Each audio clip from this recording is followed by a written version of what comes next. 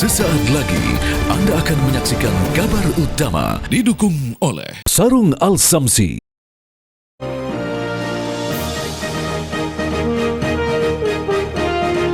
Banjir merendam sejumlah wilayah di Karawang, Jawa Barat. Banjir yang semakin meninggi membuat debit air mencapai 1 hingga 3 meter.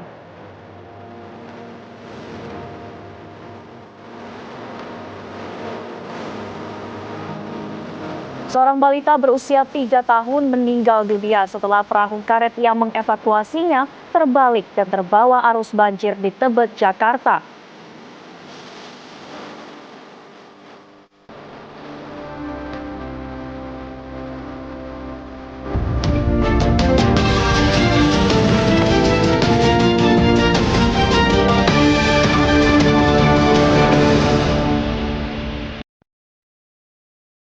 Pemirsa, banjir yang menerjang Karawang, Jawa Barat semakin luas dan menyebabkan ribuan penduduk mengungsi. Ketinggian air bervariasi mulai dari setengah hingga 3 meter. Luasnya cakupan banjir ini disebabkan oleh debit Sungai Citarum yang meningkat. Lantas bagaimana nasib para korban banjir dan yang mengungsi? Kami akan mendalaminya di kabar utama bersama saya, Zinka Nila.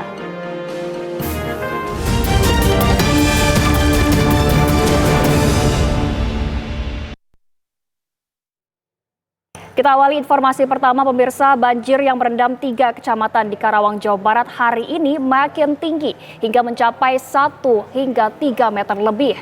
Petugas gabungan dari BPBD, Polri, dan Basarnas pun hingga kini masih melakukan evakuasi warga.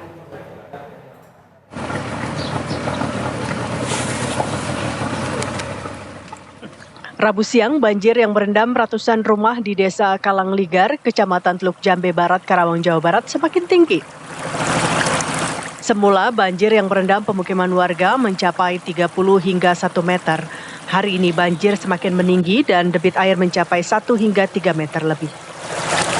Selain rumah, kantor kepala desa, masjid, sekolah, puluhan sepeda motor milik warga juga ikut terendam banjir. Petugas gabungan dari BPBD, Polri, dan Basarnas terus berupaya melakukan evakuasi warga yang sebelumnya enggan mau dievakuasi. Dari hari pertama, jadi tim SAR sudah dari hari pertama melaksanakan evakuasi, namun di hari kedua ini air makin tinggi. Ketinggian dari yang rendah sampai yang tinggi sampai berapa? Kurang lebih ketinggiannya itu antara 2 sampai 3 meter. 2 sampai 3 meter. Saat ini evakuasi sendiri masih dilakukan atau sudah selesai? Saat ini masih berproses evakuasi.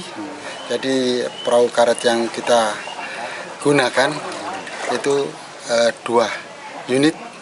Jadi yang Posar Karawang, unit jaga Karawang, sama dari Kansar Bandung kita dorong ke sini. Sementara itu warga yang rumahnya terendam diungsikan ke sejumlah pengungsian yang disiapkan pemerintah Kabupaten Karawang maupun desa setempat. 3 kecamatan di Kabupaten Karawang, Jawa Barat hingga kini masih terendam banjir yang datang sejak Selasa malam. Banjir melanda Kecamatan Teluk Jambe, Kecamatan Karawang Barat, dan Kecamatan Pangkalan. Kaji cepat oleh tim reaksi cepat mencatat 3.659 KK atau 10.180 jiwa terdampak dan sebanyak 375 warga mengungsi di titik desa Kalangligar. Banjir terjadi akibat curah hujan yang tinggi yang membuat Sungai Cibeet dan Sungai Citarum meluap. Dari Karawang, Jawa Barat, Agung Prasetyo, TV One mengabarkan.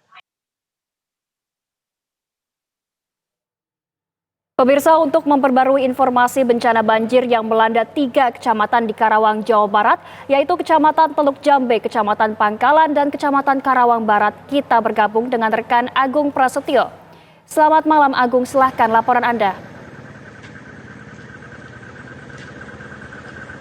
Ya, selamat malam Zinka juga pemirsa. Saat ini kami mengabarkan di depan kantor desa Karangligar, yang mana tempat ini memang malam sebelumnya digunakan untuk warga mengungsi, dan memang di halaman kantor desa Karangligar juga terlihat ada tenda dari BNPB, dan selain itu juga ada tempat posyandu untuk mengungsi. Namun pada malam hari ini desa dan tenda pengungsian yang dari BNPB tidak dapat digunakan oleh warga ataupun warga yang terdampak banjir karena memang saat ini kondisinya terendam oleh air banjir dengan ketinggian sekitar 20 sampai 30 cm.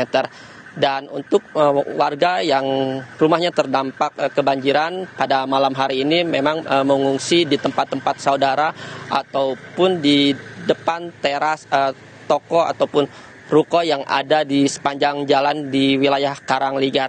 Adapun data untuk korban yang terdampak yang mengungsi yaitu sekitar 390 orang yang mana ini termasuk anak-anak ataupun balita. Dan selain itu juga dapat kami informasikan memang tadi kami melihat aktivitas warga yang berada di pengungsian. Selain itu juga memang untuk kondisi aliran listrik sebagian masih dipadamkan karena kondisi pada malam hari ini airnya masih cukup tinggi, di mana untuk yang paling tinggi yaitu sekitar 2 meter lebih.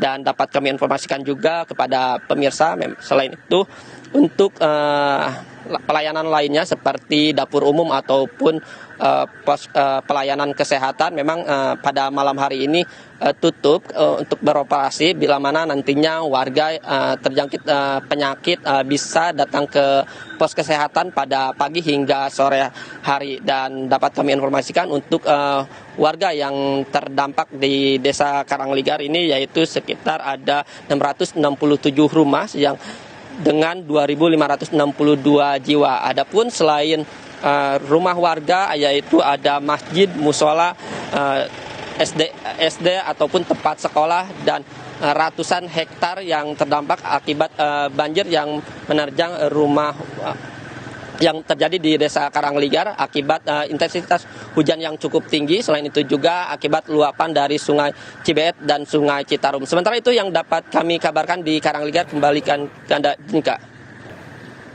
Ya, Agul, terima kasih atas informasi Anda. Selamat kembali bertugas dan selalu berhati-hati dalam bertugas. Pemirsa, Gubernur Jawa Barat Deddy Mulyadi akan mengambil tindakan tegas untuk membenahi permasalahan di kawasan wisata Puncak Bogor yang disebut-sebut sebagai pemicu terjadinya banjir di Jabodetabek. Untuk memperbaiki tata ruang termasuk membongkar sejumlah bangunan di kawasan Puncak, Pemprov Jabar akan segera berkoordinasi dengan pemerintah pusat dan pemerintah daerah, kabupaten, dan kota. Bogor itu kan ada dua hal ya. Pertama rusaknya hulu, kemudian menyempitnya hilir. Jadi ini dua hal itu. Hulu rusak karena peruntukannya berubah dari perkebunan menjadi areal-areal bisnis. Dalam isinya bangunan. Hilirnya juga sama, ada pengembangan perumahan yang sangat luar biasa di Bogor, yang kemudian sungainya mengalami penyempitan dan pendangkalan. Jadi banyak orang yang buang bahan materialnya itu ke sungai. Jadi itu dua-duanya harus dibenahin. Jadi hulunya harus dibongkar, dikembalikan lagi fungsinya. Hilirnya harus dibenahin, harus diperlebar sungainya, harus dikeruk sungainya. Insya Allah selesai itu. Ya kalau tidak terjadi lagi, begini tata ruangnya dirubah. Peruntukan lahannya disesuaikan dengan aspek alami lahannya. Itu misi-misi saya tuh kemarin. Yang kedua, infrastrukturnya harus segera dibenahi. Yang ketiga, ada tindakan-tindakan tegas untuk berani melakukan perubahan-perubahan termasuk membongkar bangunan-bangunan yang dianggap menjadi penyebab banjir. Pemirsa, banjir yang menerjang Karawang, Jawa Barat semakin luas serta menyebabkan ribuan penduduk mengungsi.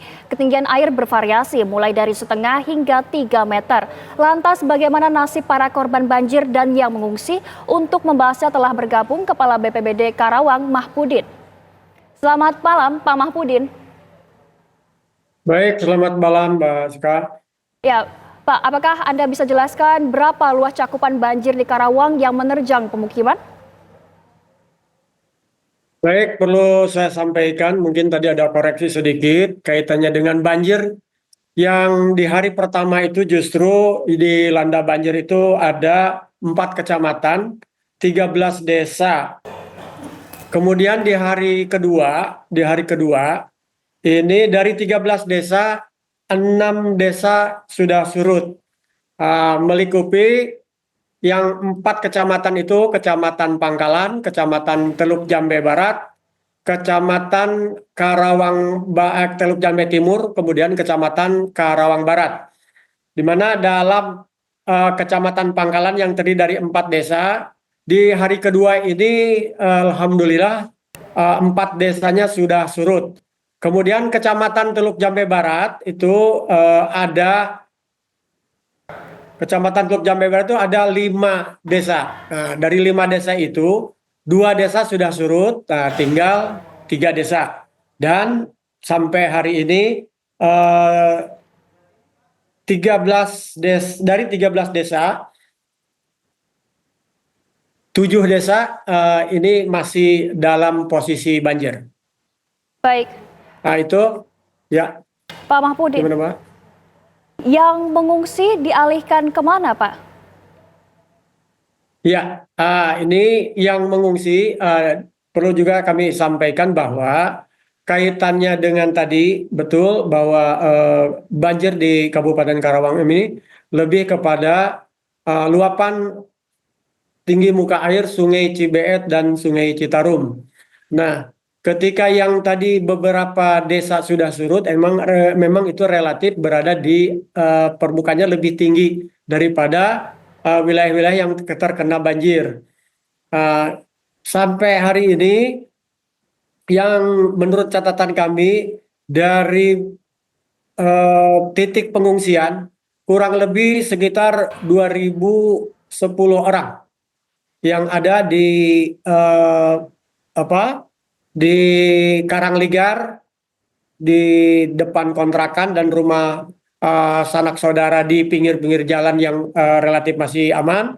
Kemudian juga ada di ruko salah satu perumahan di Resinda. Kemudian ada di masjid-masjid dan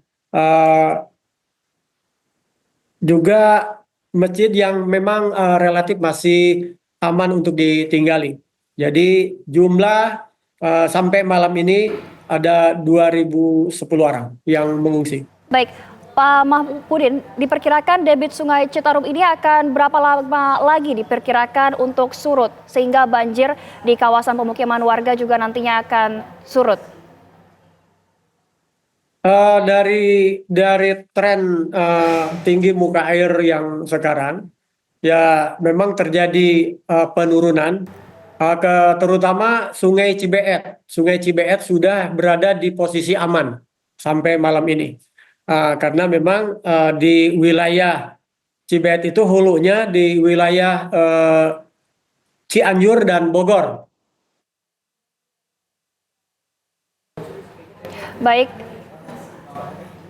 Baik, terima kasih Pak Mahpudin telah bergabung bersama kami di Kabar Utama malam hari ini, Pak. Selamat malam dan semoga banjirnya dapat segera surut.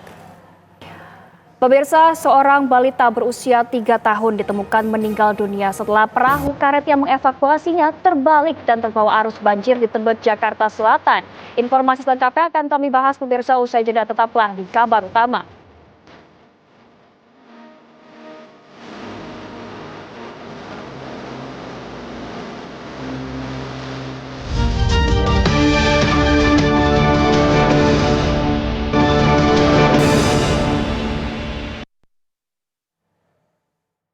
Pemirsa, Anda kembali menyaksikan Kabar Utama.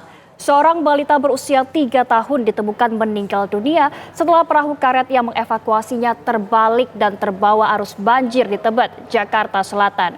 Gubernur Jakarta Pramono Anung Rabu pagi melayat ke rumah duka.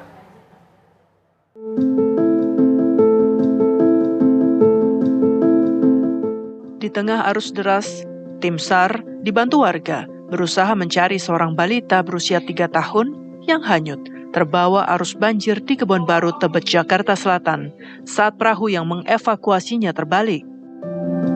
Setelah 9 jam pencarian, jasad Ataris ditemukan pada Rabu pukul 4 pagi di belakang musola Gang Perintis saat air mulai surut. Korban kemudian dibawa ke rumah neneknya untuk disemayamkan. Si korban itu lagi telentang, katanya udah kaku, udah nggak bernyawa lagi. Terus itu ditemuin sama temennya suami korban, ditemuin terus langsung dikabarin ke keluarga, terus langsung dibawa lah korbannya ini, terus dibawa terus penuh lumpur semuanya, baginya lumpur, giginya semuanya, matanya, tangannya semua penuh lumpur, udah dingin kaku. Gubernur Jakarta Pramono Anung Rabu pagi melayat ke rumah duka. Keluarga korban tidak kuasa menahan tangis saat Gubernur Jakarta Pramono menyampaikan bela sungkawa. Pramono memastikan jajarannya di Pemprov Jakarta akan terus bekerja keras agar dampak banjir dapat diminimalisir.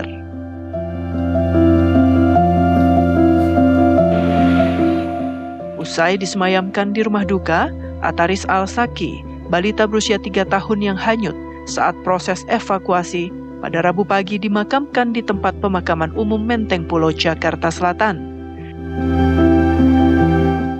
Ayah korban yang ikut ke pemakaman tidak kuasa menahan kesedihannya.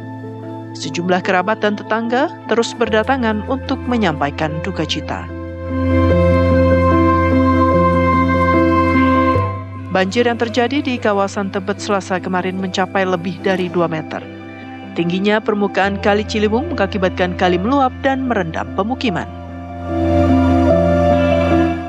Dari Jakarta, tim TV One mengabarkan.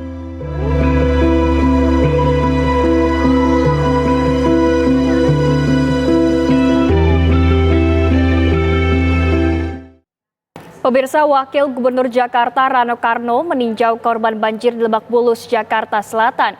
Rano mengajak warga terdampak banjir pindah ke rumah susun yang baru selesai dibangun.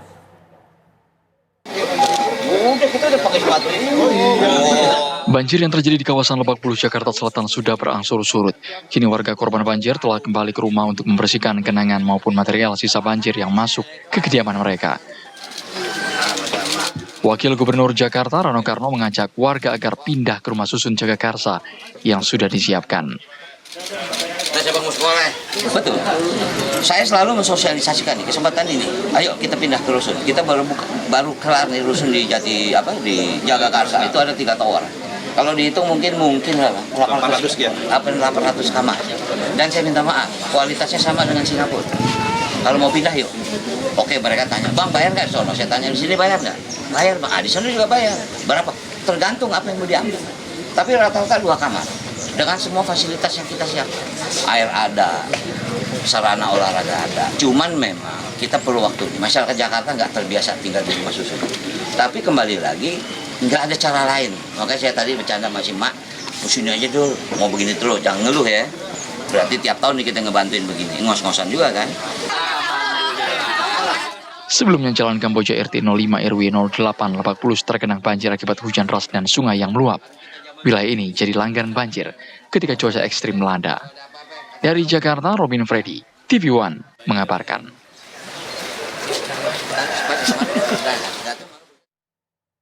Banjir di Kebonpala, Jakarta Timur hari ini mulai surut. Sejumlah warga mulai kembali ke rumah masing-masing untuk beraktivitas. Ketinggian air yang merendam Kebonpala kini air sudah surut sekitar 60 cm. Sedangkan kemarin ketinggian banjir di wilayah ini mencapai 3 meter. Hari ini warga yang sebelumnya mengungsi telah kembali ke rumah masing-masing dan membersihkan sisa-sisa banjir di rumah mereka. Meski banjir telah berangsur surut, namun sebagian pelayanan listrik di Kebonpala masih mengalami pemadaman demi keselamatan warga.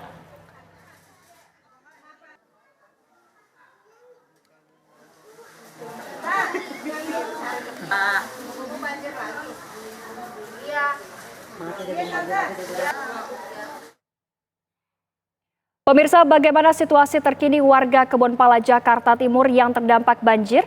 Langsung saja kita tanyakan kepada Josephine Kezia. Selamat malam, Kezia. Ada berapa warga yang masih mengungsi di sana saat ini?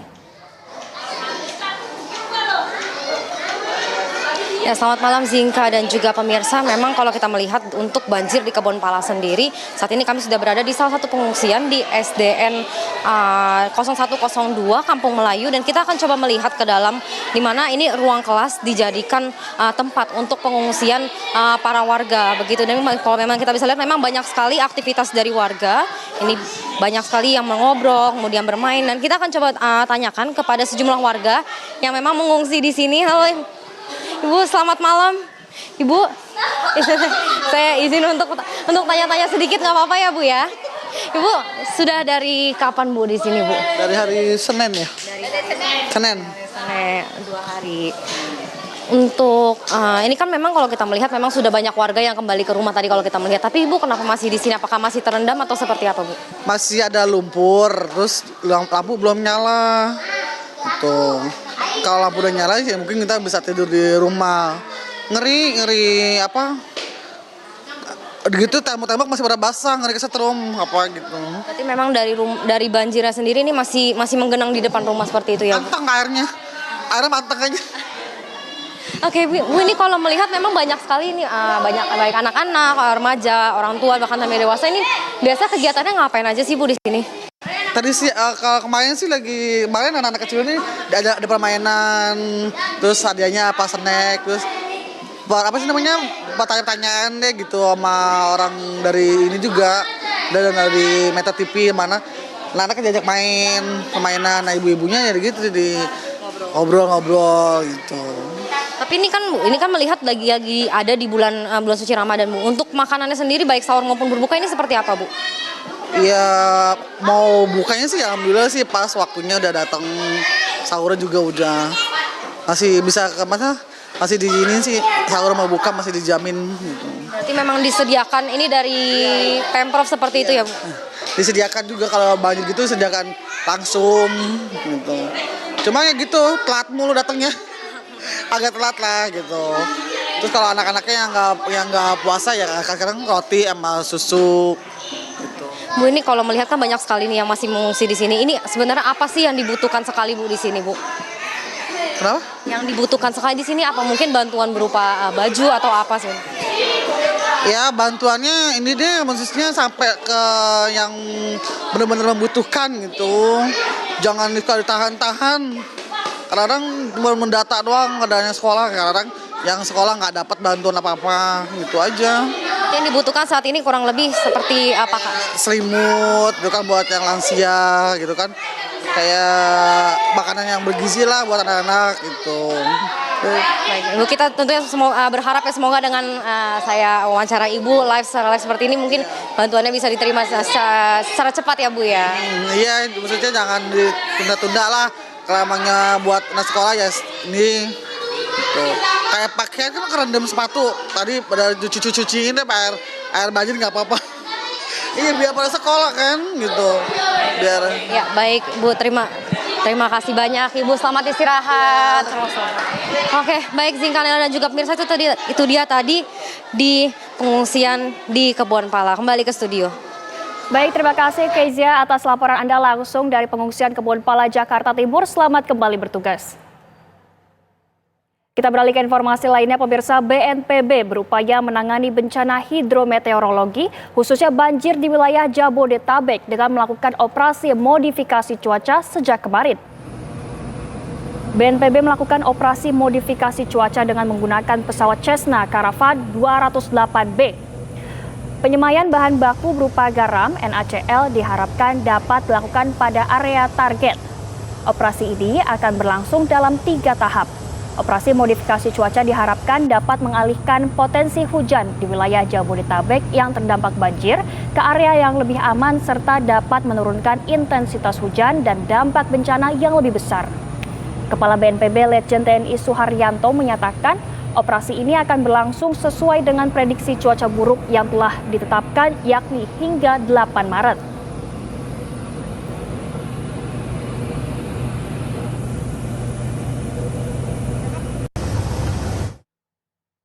Banjir di Mega Bekasi Hypermall bukan hanya merugikan pemilik toko, tapi juga pemilik kendaraan yang terparkir.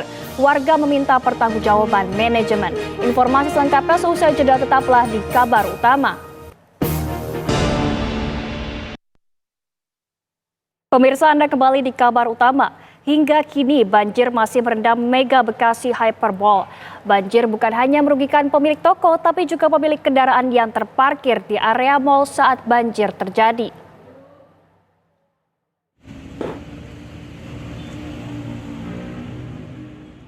Sampai dengan Rabu siang, banjir masih merendam pusat perbelanjaan Mega Bekasi Hypermall dengan ketinggian air mencapai 70 cm.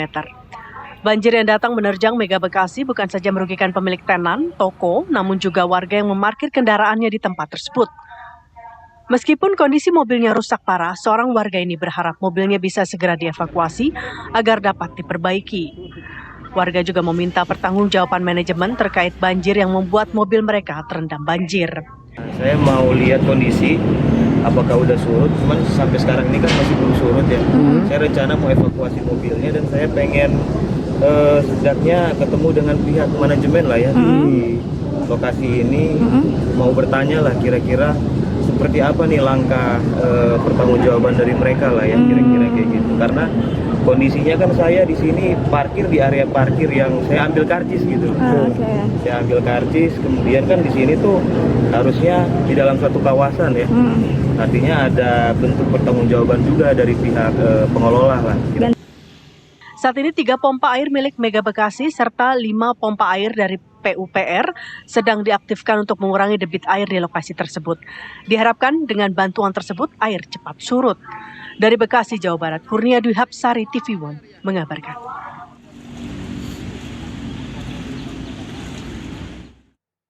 Pemirsa, di saat ribuan warga Bekasi berjuang menghadapi banjir dan terpaksa mengungsi di pengungsian darurat, beredar video istri Wali Kota Bekasi, Wiwi Hargono, mengungsi ke sebuah hotel bintang.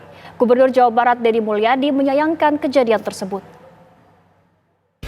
Guys, kita nganter Ibu Wiwi yang mau stay di hotel karena rumahnya kebanjiran. Ibu wali kota kita rumahnya kebanjiran, guys. Dalam video viral, istri Wali Kota Bekasi Wiwi Hargono berada di parkiran sebuah hotel dan hendak menginap saat banjir melanda Kota Bekasi. Dalam keterangan video tersebut, perekam video menyebut jika rumah dari Wali Kota Bekasi Tri Adianto terendam banjir hingga membuat Wiwi dan keluarga mengungsi di sebuah hotel. Ini Mbak siapa nih? Video ini mendapat reaksi pedas dari netizen karena dianggap kurangnya empati. Mengingat saat ini ribuan warga Bekasi sedang mengungsi di pengungsian darurat. Gubernur Jawa Barat Deddy Mulyadi buka suara dan menegur istri Wali Kota Bekasi. Istri pejabat, mari kita sama-sama untuk merasakan apa yang diderita oleh masyarakat. Pada saat masyarakat mendapat musibah, pejabat dan istri pejabat ada di tengah-tengah masyarakat. Pak, akan ada sanksi mungkin Pak dari? Lah, sanksi nggak ada. Sanksinya apa? Kan itu wali kota, itu kan kewenangan SK-nya dari SK Mendagri. Tetapi sebagai gubernur bisa melakukan pembinaan berupa teguran, ya kan? Melalui media ini saya menyampaikan teguran pada istri wali kota Bekasi untuk merubah sikapnya karena dipilih oleh masyarakat untuk melayani. Termasuk istrinya juga harus melayani masyarakat, apalagi posisinya sebagai ketua tim penggerak PKK. Wali Kota Bekasi Tri Adianto mengaku keputusannya memindahkan keluarga ke hotel agar dirinya bisa segera keluar dari lokasi bencana dan kembali bekerja membantu warga. Ya, kalau saya kan melihatnya dari sisi pada waktu itu bagaimana saya ingin berbuat yang terbaik buat warga masyarakat. Karena pada saat jam 2 itu memang ketinggian air sudah 600 dan saya perkirakan bahwa Kemang itu pasti akan tenggelam.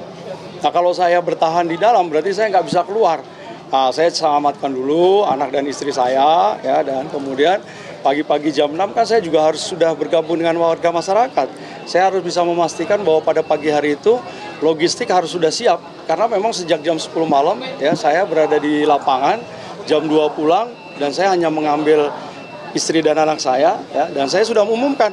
Makanya kemungkinan tingkat fatalitasnya hari ini itu relatif lebih rendah dibanding tahun 20. Atas kejadian video viral tersebut, Gubernur Jawa Barat meminta pejabat dan istri pejabat harus ada di tengah masyarakat saat terjadi musibah. Dari Bandung, Jawa Barat, Cepi Kurnia, TV One mengabarkan.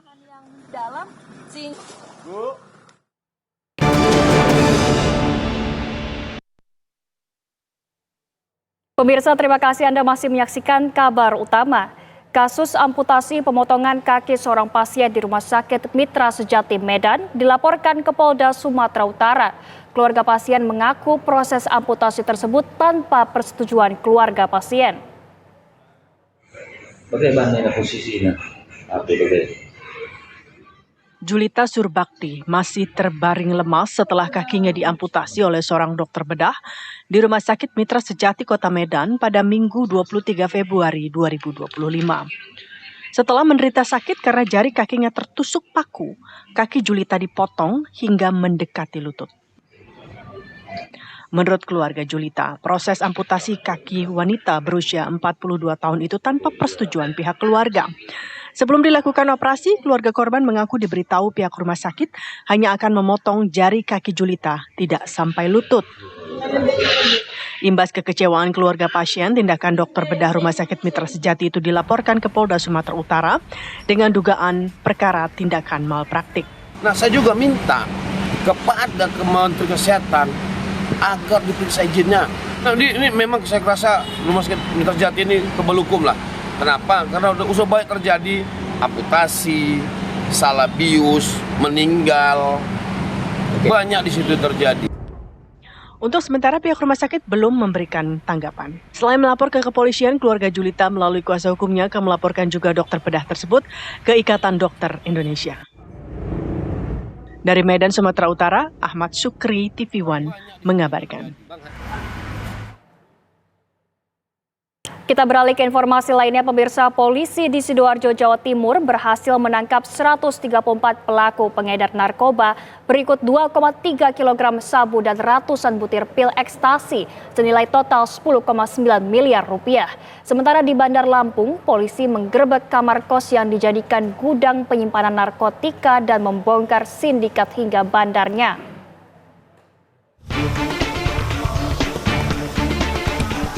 Dalam waktu 2 pekan jelang Ramadan, Satres Narkoba Polresta Sidoarjo menangkap 134 pelaku pengedar narkoba berikut 2,3 kg sabu dan ratusan butir pil ekstasi senilai total 10,9 miliar rupiah. Dari 134 orang pelaku pengedar sabu dan pil ekstasi, 2 diantaranya adalah wanita yang dikenal sebagai pengedar serta bandar narkoba sabu kelas kakap.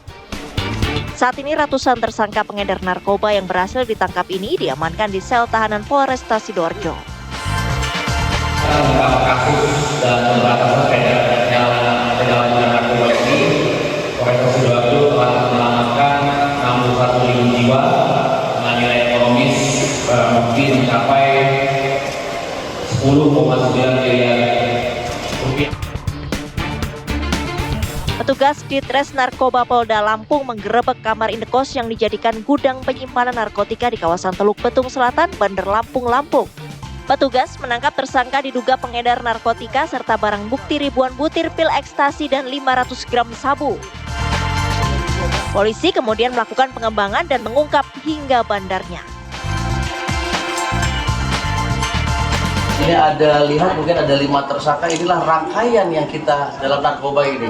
Dari penyuplai, gudang, sampai dengan penyandang dananya alhamdulillah bisa kita tingkatkan semuanya. Dan Personil Intel Kodim 0209 dan Sat Narkoba Polres Labuan Batu berhasil menggagalkan pengiriman narkotika jenis sabu dan puluhan pil ekstasi dari seorang pria pengendara motor yang diduga menjadi kurir barang haram tersebut. Terduga kurir beserta barang bukti telah diamankan di Mapolres Labuan Batu.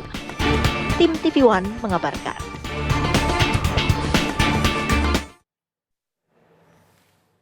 Pemirsa, Anda kembali di kabar utama. Kabar penting yang terjadi hari ini kami rangkum selengkapnya dalam News Flash berikut ini.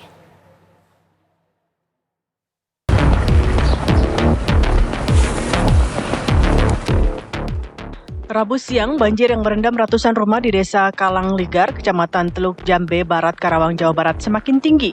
Semula banjir yang merendam permukiman warga ini hanya mencapai 30 hingga 1 meter. Hari ini banjir pun semakin meninggi dan debit air mencapai 1 hingga 3 meter lebih. 3 kecamatan di Kabupaten Karawang, Jawa Barat hingga kini masih terendam banjir yang datang sejak Selasa malam. Banjir melanda Kecamatan Teluk Jambe, Kecamatan Karawang Barat, dan Kecamatan Pangkalan. Banjir terjadi akibat curah hujan tinggi yang membuat Sungai Cibeet dan Sungai Citarum meluap.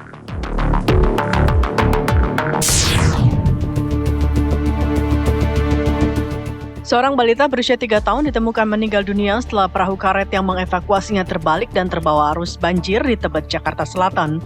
Gubernur Jakarta Pramono Anung Rabu pagi melayat ke rumah duka. Keluarga korban tak kuasa menahan tangis saat Gubernur Jakarta Pramono menyampaikan belasungkawa. Pramono Anung memastikan jajarannya di Pemprov Jakarta akan terus bekerja keras agar dampak banjir dapat diminimalisir.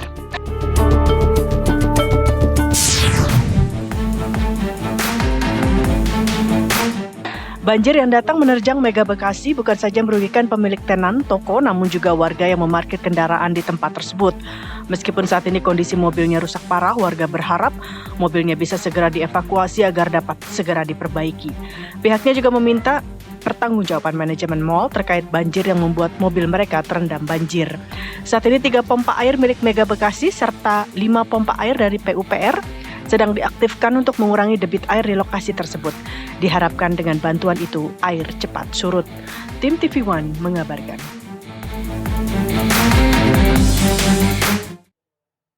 Pemirsa, demikianlah kabar utama malam ini. Sesaat lagi Anda dapat menyaksikan program Kabar Hari Ini bersama Haidar Fasal. Saya Zinkanila, mewakili kru yang bertugas pamit undur diri. Terima kasih, sampai jumpa.